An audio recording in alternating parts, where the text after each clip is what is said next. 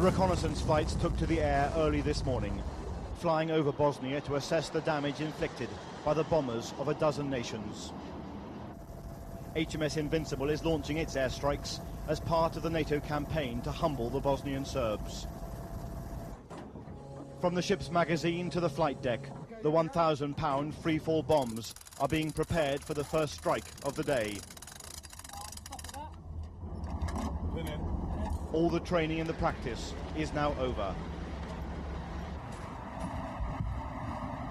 In this particular mission, it comes down to just 2 men. The Royal Navy will not allow them to be named, nor their faces shown. They are the 2 Harrier pilots who have just been tasked to bomb and destroy an ammunition depot near Sarajevo. It's a moment of intense concentration. It's then that the nerves come in as you walk out to the airplane. As soon as the engine's started and you're up there, you're just carrying out the business as briefed.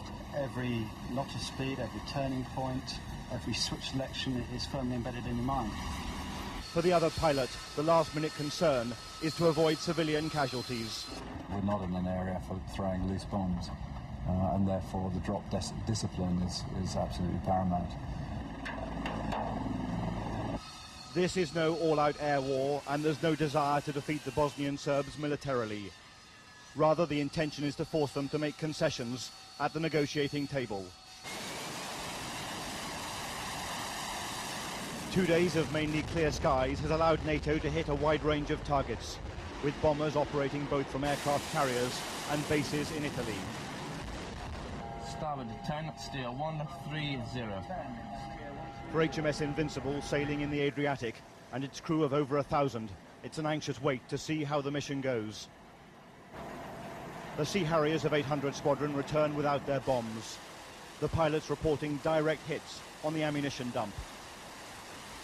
The mood not one of triumph, rather of professional satisfaction. After all the practice, today we get to do it, and we get to do it right. And of course, we're delighted that things are running smoothly. For the Royal Navy, these are the first bombing missions since the Falklands War.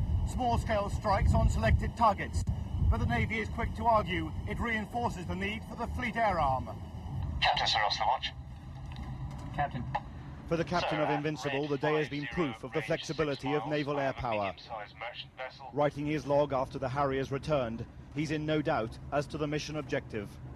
It will be relief of Sarajevo. We hope that our small contribution can play some part in the execution of that.